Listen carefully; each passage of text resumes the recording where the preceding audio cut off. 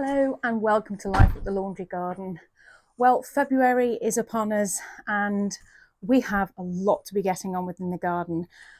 First of all, I'd like to show you a list I've drawn up for everything we want to be getting on with for this month. This is the first time we have done this kind of thing and put everything right in front of us on a big whiteboard. Normally, I just walk around the garden with Tom and we make lists upon lists, which we still do, but sometimes it's really good to have it right in front of you on a nice big space. So what we've done is we've broken it down into 4 months, and that is because we are opening our garden at the end of April. And by only showing the months that we have leading up to the open garden gives us a greater picture of what we need to get done.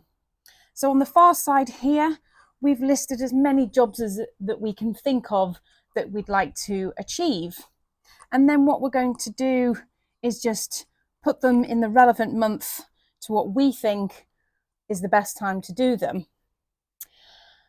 Starting with January, which we've already done, we've achieved quite a lot, and anything we haven't achieved, we'll then move it across into February, adding all the extras that we need to do. Here's a closer look on the jobs that we're aiming to try and get done this month. Now, I know it's a shorter month and I'm always the optimist, but I'd like to think we'd get through as much of this as possible. Starting with mulching, we will only mulch if the ground isn't frozen or we've got snow. So now is quite a good time. We've already started mulching some of the rose beds. Moving on to roses, so we like to get all the roses, climbers, shrub roses, all finished by February, which is usually achievable. The weeding starts this month as well, and I love weeding. One of my favourite jobs. I know that sounds crazy. Tidy the cutting garden. I mean, again, that's all over in the wall garden and a job that is a nice one. Cut back perennials. That is generally in the house garden and behind the house as well. I try and get all of the jobs done in this space throughout February and before March if I can. Cut back epimediums. That doesn't apply to everybody, of course, but we've got some in the woodland, and sort of mid-February is the perfect time to cut back their leaves, ready for their beautiful, delicate, tiny little flowers that emerge during March. And as I said before, I try and finish all the jobs in this space that we're in here, because in January and February, they're funny months. I think it takes a lot of energy to come out in the darker months, and we sometimes lose our mojo, get overwhelmed by what needs doing. And the beauty of this section of the garden is that the areas that need to be tackled are smaller and more manageable and can be done in shorter periods of time. And there's one just behind me here that I'm going to show you right now.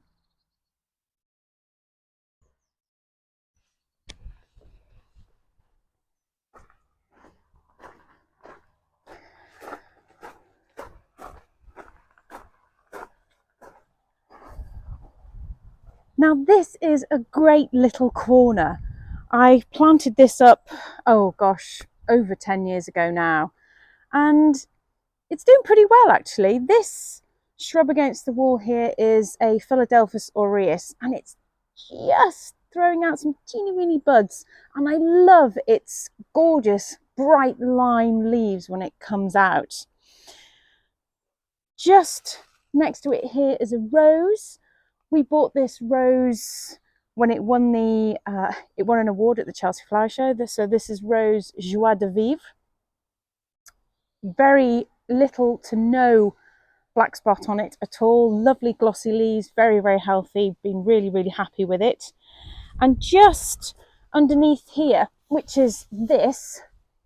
It is an Iris sibirica, and it is a nice deep blue colour, and against the beautiful brightness of the Philadelphus and the blue leaves and the way they marry well, it's a match made in heaven. It really, really is pretty. And then just below here, I've got some marjoram. I've got a hosta over there, which obviously isn't out yet, and a little ground cover sedum, a little bit of geranium, just a few bits and pieces around the place. So I'm just going to quickly show you what I'm going to be doing in here. Right, so I've got a couple of trugs here and a wheelbarrow around the corner, and I've got some snips, secateurs, hand rake, and my garden gloves. So first of all, I'm going to cut back everything here. So I've got this ground cover sedum. I'm just going to take away all of this untidiness. Probably might take out these supports first, and then they're not in the way. That's better.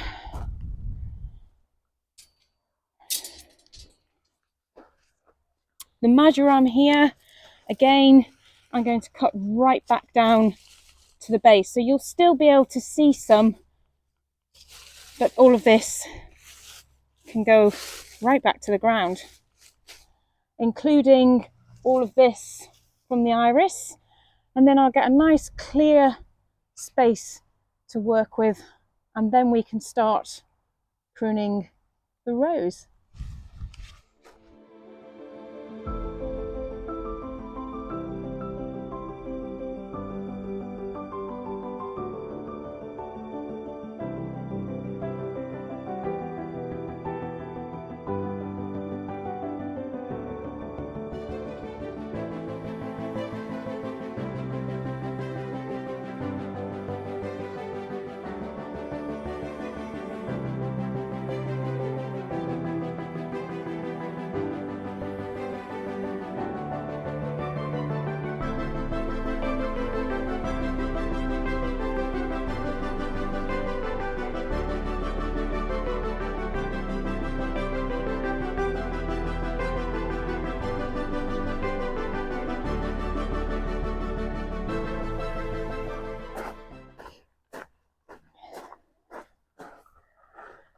Right, I can see what I'm doing now. You may have noticed that there's no edge to this. Well, there used to be. Tom put a nice wooden edge in when we first created this border, and it has since perished over the last 4 or 5 years. So hopefully we'll put a new one in at some stage. I also forgot to mention in this border I have some astrantias as well. I think I have one here and one just further over there, and they're a nice, I think they are astrantia, maybe ruby or something, but they're a nice, a deep maroony colour. Beautiful, beautiful. Now, I won't be touching the Philadelphus, if you're wondering. Philadelphus shouldn't be cut back until after it's finished flowering. Now, this has beautiful white flowers, and as soon as the white flowers have finished, then what I tend to do is just give it a bit of a prune to keep it as tight against the wall as I can, because it can get a bit big and bushy, so I have to keep an eye on that. My next job is to tackle this rose. Now, I've been pruning roses for quite a number of years now. This is how I do it, and I'm going to show you my way. I use a very, very sharp pair of secateurs. So probably one of the most important things with pruning roses is to make sure you have a clean cut. Right, the 3 Ds, dead, dying and diseased. They are the first things we need to remove from the rose. Now, if we come a little bit to here, this is very, very obvious. This is dead because it's gone brown. So I'm going to take that off, as well as this one. Well, this whole section here is actually dead. And what happens is once we start removing, now this is a fine example, this is dead, and this is what I call spindly.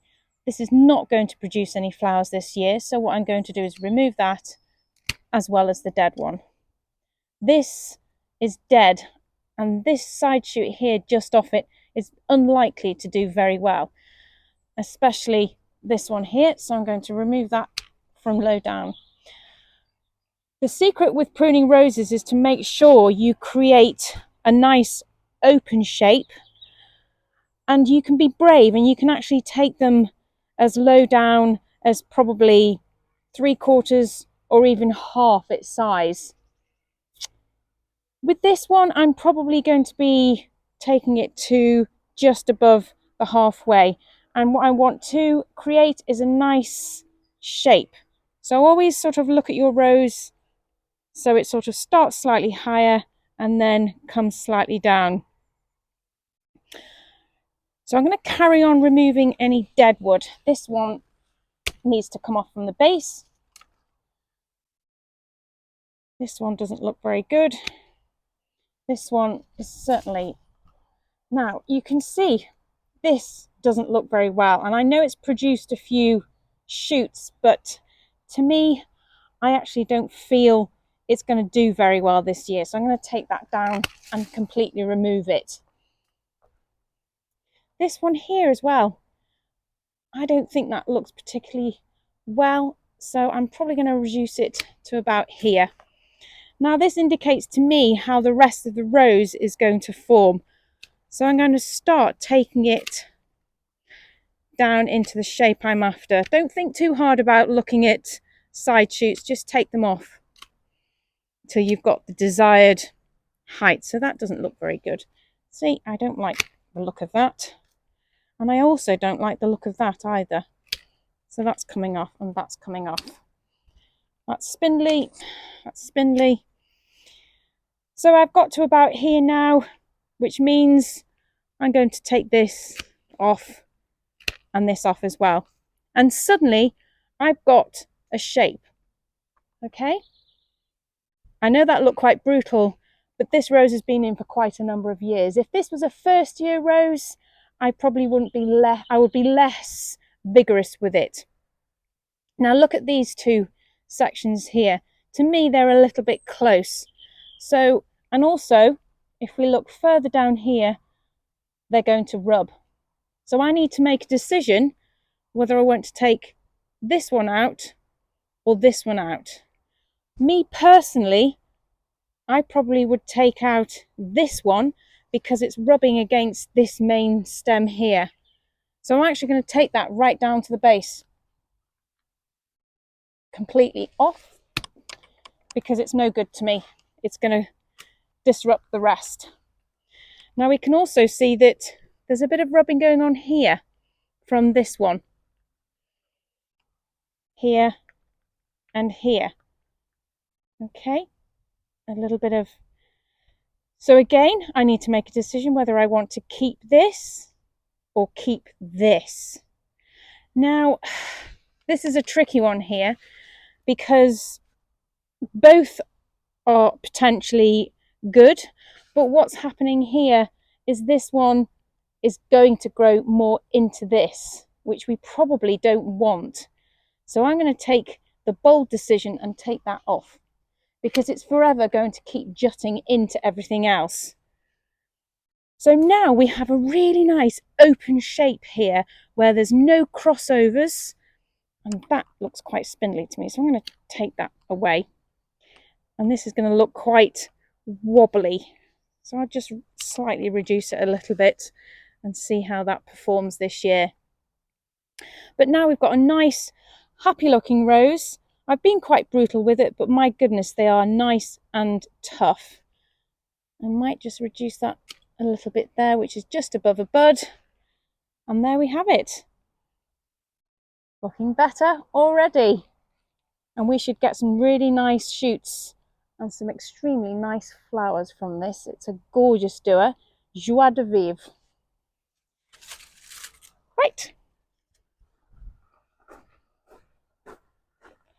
I just want to reassure you that roses are extremely tough, and this will come back tenfold. I probably give it a hard prune like this every 2 to 3 years, and it comes back flourishing and very happy. Now, all this wood that I've cut away, we will burn it. It won't go on the compost. And while I was pruning the rose, I spotted a nest just in here. Look at that.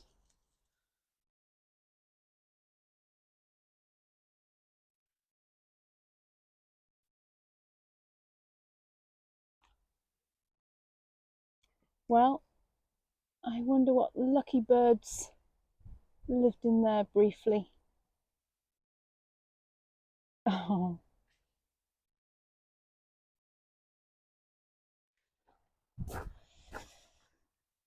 Some of you might know that last year Amber had a litter of puppies. Amber is our retriever. And they took a great shine to this border and dug lots of holes in it. So we've got holes under the beech hedge, we've got holes right at the base of the Philadelphus.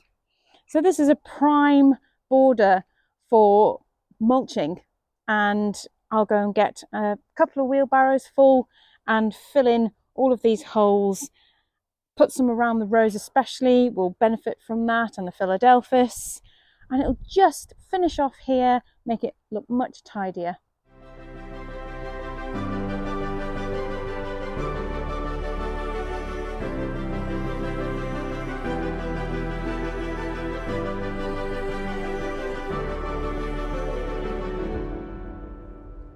Okay, I've just filled 2 barrows full of mulch top dressing, and first of all I'm going to work on filling the holes, hoping 2 wheelbarrows full are enough, and then I'll just lightly scatter the rest over the top.